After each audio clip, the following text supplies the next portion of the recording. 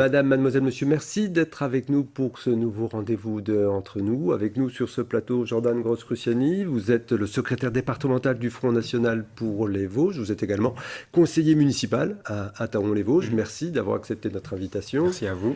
Alors, vous êtes désormais également tête de liste dans les Vosges pour le Front National dans le cadre des prochaines élections régionales qui se dérouleront les 6 et 13 décembre prochains.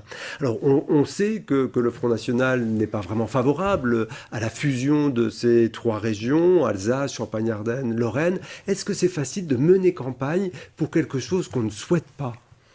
Non, je pense que la question, elle ne se pose pas forcément là. Nous, on fait campagne à toutes les élections pour défendre justement nos idées et pour changer en fait la situation qui est la même en fait depuis des années. C'est ce qu'on dénonce. Si on ne se présente pas et qu'on laisse les manettes aux représentants en fait de l'UMP ou du PS, c'est la même politique qui continue. Donc peu importe les élections, de toute façon, on est présent pour défendre nos idées, pour faire valoir en fait une autre alternative par rapport aux partis qui se présentent et qui ont porté les mêmes solutions, puis surtout on va dire les mêmes problèmes depuis des années. Donc, alors par rapport aux solutions qui sont proposées, je veux dire qu'il y en a une qui a été annoncée par Florian Philippot, qui sera tête de file pour cette grande région lors du lancement de cette campagne pour le Front National. C'était à Voie-Vacon il y a quelques jours. Il y a une source d'économie qui a été trouvée, c'est l'aide aux communes qui apporte un soutien aux migrants. Alors, est-ce que la notion de solidarité avec des familles qui fuient la guerre est une notion qu'il faut encore défendre ? Le système est compliqué parce que moi je vais vous dire, moi je ne vais pas accuser les personnes qui en général, je veux dire, quand elles voient ce qu'on leur propose en Europe, quand elles voient ce qu'on leur propose en Europe avec ce qu'on leur fait en fait miroiter, je veux dire n'importe qui serait dans une situation de détresse dans certains pays qui auraient la guerre aura envie de venir évidemment. Après je pense que le problème vient de nos gouvernants qui font croire des choses à des personnes qui ne sont pas du tout possibles. Quand on voit qu'en France il y a 8 millions de pauvres, 13 millions de personnes qui n'arrivent pas à se loger, enfin qui se logent difficilement, qui sont aussi sous le seuil de pauvreté, comment on peut expliquer à ces personnes-là, sachant qu'on n'arrive déjà pas à les nourrir, à les soigner, à les vêtir de façon digne, à expliquer à ces personnes-là qu'on va accueillir d'autres personnes qui eux aussi sont dans une situation, évidemment, c'est compliqué, mais après, on ne peut pas commencer à accueillir un peu toute la misère du monde, alors qu'on n'a pas forcément les moyens et qu'il y a des problèmes déjà qui sont... La seule différence là, c'est qu'on n'est pas dans une détresse économique, on est vraiment dans une détresse de guerre. Il y a des situations d'urgence aussi. Oui, mais dans ce cas-là, on va accueillir toute la planète, parce que dans tous les pays du monde, il y a des conflits, il y a des guerres. Dans ce cas-là, tout le monde pourrait venir en Europe, mais le problème, c'est qu'on n'a pas les moyens, ni les capacités, ni financières, ni en termes techniques, ni autres, de pouvoir accueillir ces personnes. Sachant qu'en plus, des fois, on remarque bien qu'il y a des personnes qui s'infiltrent, qui ne sont pas toujours des réfugiés et qui peuvent causer des problèmes, comme on l'a vu justement avec les attentats terroristes ou autres. Alors, on va revenir à cette grande région, si vous le voulez bien. Alors, oui. Certains observateurs jugent que cette grande région, alors déjà, on peut dire qu'elle est très grande, puisqu'elle est plus grande que la Belgique. Elle a pour elle d'avoir des frontières avec quatre pays. Est-ce que c'est quelque chose, est-ce que c'est un atout, ou est-ce que ça va être quelque chose qui va être un frein pour le développement de cette future grande région ?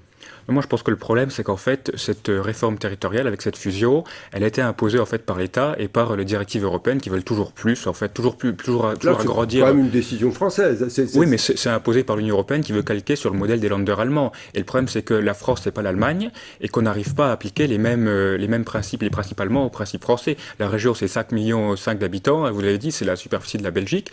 Et on remarque que finalement, si on met par exemple le siège à Strasbourg ou ailleurs, ça va éloigner en fait les citoyens des centres décisionnels. Et par exemple pour un département comme les Vosges, où on est déjà assez rural, c'est assez compliqué. Pour venir jusqu'à Épinal, quand on vient du fin fond des Vosges, c'est déjà compliqué, ou pour aller jusqu'à Metz.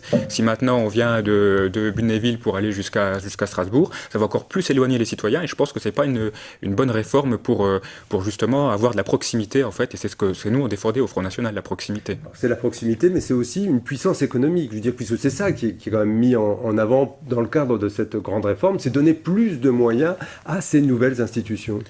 Puissance économique, ça reste à voir, parce qu'on va dire le budget de la région, ce sera à peu près 2,5 milliards. Il y a autant quasiment de dettes. Donc en plus, on est d'après un calcul, les 3 régions réunies seront les dernières régions en termes d'investissement. C'est un tiers du budget. Donc économiquement, finalement, ça ne va pas faire grand-chose en fait. Donc il faut aller plus loin. Il faut donner plus de moyens à ces grandes régions. Non, il ne faut pas aller plus loin, parce que comme je vous l'ai dit avant, on n'est pas sur le modèle allemand. Justement, il y a une spécificité française que nous on défend, qui est la commune, qui est le département, qui est la nation, et c'est pas les grandes régions ou l'Europe que Bruxelles voudrait nous imposer. Donc on aura l'occasion, ça va être un des thèmes de cette campagne, justement, comment préserver cette proximité avec ce nouveau découpage. Ce qui est sûr, c'est que dans cette grande région, on va avoir besoin de se pencher sérieusement sur les transports. Alors je sais que c'est un dossier qui vous intéresse beaucoup.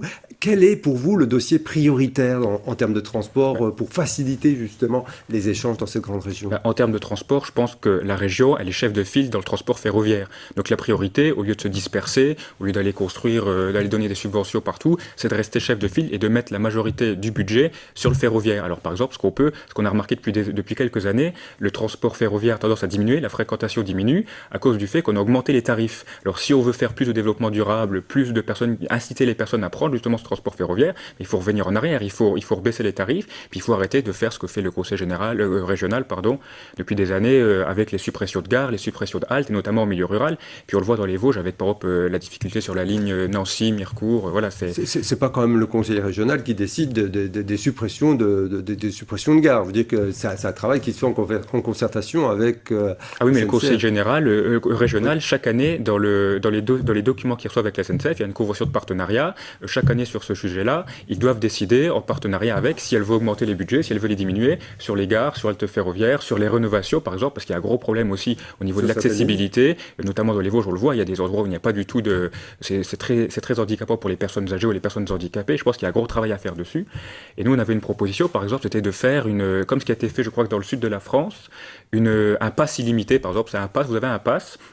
Avec ce pass, cet abonnement TER, vous pouvez aller partout, sur toute la région, et ça incite justement les gens, plutôt que de changer, de repayer, et avoir une intermodalité avec d'autres types de transports pour justement permettre aux gens de pouvoir emprunter les transports en commun. Voilà. Il y a un sondage qui a dû vous faire plaisir ce week-end, hein, il était à la une du journal du dimanche.